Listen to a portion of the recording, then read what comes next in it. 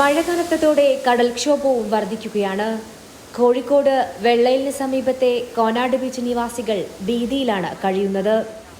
സമീപത്തെ വീടുകൾക്ക് മുകളിൽ അടിച്ചുകയറുകയാണ് ശക്തമായ തിരമാല. ഉറക്കം പോലുമില്ലെന്നാണ് ഇവരുടെ പരാതി. ഇന്നലെ ഒന്ന് തീരെ ഇവിടെ കുറെ ആൾക്കാർ ഉറങ്ങിയിട്ടൊന്നുമില്ല. പകൽ സമയങ്ങളിലൊക്കെ അടിക്കുമ്പോൾ ഇവിടെ ഒരുവിധം വീടിനൊക്കെ വിള്ളൽ സംഭവിച്ചുകൊണ്ടിരിക്കുക. അപ്പോൾ അങ്ങനത്തെ ഒരു സിറ്റുവേഷനിൽ ഇവിടെ ജീവിക്കുന്നത്. പക്ഷേ ഇവിടെ ജീവിച്ചു പോകാൻ ഇനി ഒരു സുരക്ഷിതമല്ല ആരും. നിലവിലെ കരിങ്കൽ മതിൽ മറികടന്ന് വീടിനുള്ളിൽ വരെ എത്തി കടൽ വെള്ളം. അർഹമായ പണം നൽകിയാൽ മാറി താമസിക്കാൻ ഒരുക്കമാണെന്നും ഇടപെടൽ അനിവാര്യമെന്നും പ്രദേശവാസികൾ പറയുന്നു.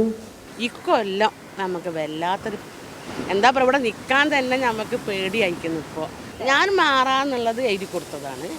50-ലധികം കുടുംബങ്ങളാണ് പ്രദേശത്ത് കഴിയുന്നത്. വിള്ളൽ വന്ന വീടുകൾ ഏതു നിമിഷവും തകർന്നു വീണേക്കാമെന്ന പേടിയോടെയുള്ള ജീവിതം. കടൽഭിത്തിയുടെ ഉയരം ഇനിയും കൂട്ടണം, അല്ലെങ്കിൽ വീടും സമീപ പ്രദേശവും കടലെടുക്കുമെന്ന ആശങ്കയും. ഇപ്പം നിലനിർത്തണമെങ്കിൽ കല്ലിടണം, ഒരു 4 വരി കല്ലെങ്കിലും ഇടണം താൽക്കാലികമായിട്ട്, ഇവിടെയുള്ള മൊത്തം ജനങ്ങൾക്ക് ജീവിക്കണമെങ്കിൽ. കടൽ കയറി കിടക്കുന്ന ഇടങ്ങളിൽ പണ്ടൊരു മൈതാനമുണ്ടായിരുന്നു എന്ന് അവർ ചൂണ്ടിക്കാണിക്കുന്നു.